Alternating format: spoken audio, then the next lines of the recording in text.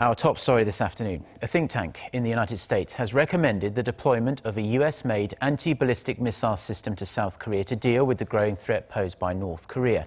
Speculation about the possible deployment of the so-called THAAD system refuses to die down, but the South Korean and US governments insist no official talks have been held.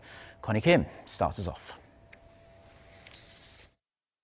Deploying the Terminal High Altitude Area Defense System to the Korean Peninsula will protect South Korea from North Korea's growing missile threats. That's the assessment of the U.S.-based think tank, Center for Strategic and International Studies. The report comes a little over 2 weeks after North Korea tested its fourth nuclear bomb.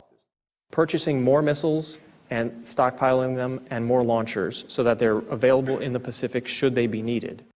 The Washington-based center said it would take South Korea too long to develop its own missile defense system, so THAAD would be the better option.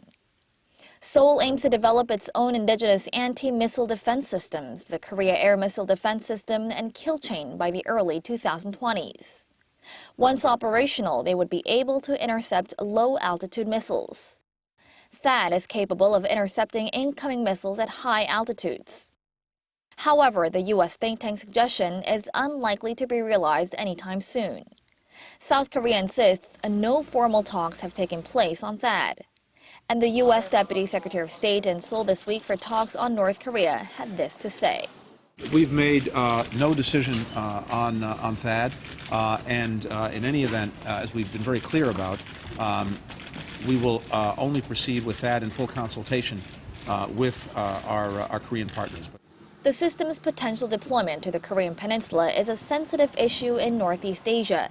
As Beijing is concerned, THAAD's powerful radar system could be used to monitor mainland China. Connie Kim, Arirang News.